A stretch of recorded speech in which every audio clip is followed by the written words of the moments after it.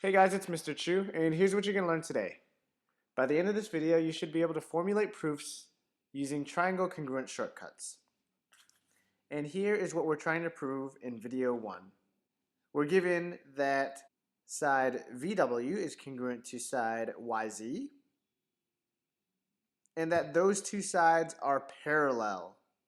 We're trying to prove that triangle XVW is congruent to triangle XZY.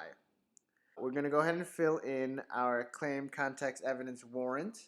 And the first thing we want to do is identify what are we trying to prove. Well, we're trying to prove that triangle XVW is congruent to triangle XZY.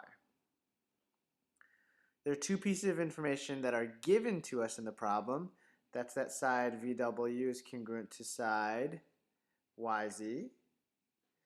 And we know that VW is parallel to YZ. Now, the key here is going to be to try and identify any other information that we know. And the first thing that comes out at me is that we have vertical angles, and I'm going to go ahead and mark them. Okay, so we know that angle VXW is congruent to angle ZXY. And why do we know this? Well, because they are vertical angles. And I'm going to use VA to abbreviate vertical angles.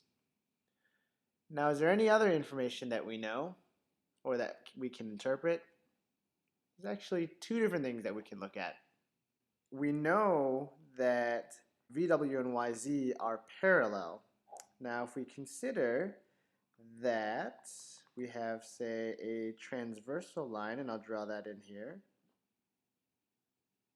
we've got alternate interior angles. And the angles that I'm looking at are angle V and angle Z. These will be congruent because they are alternate interior angles. So that's something else that we can write down in evidence. We know that angle V is congruent to angle Z by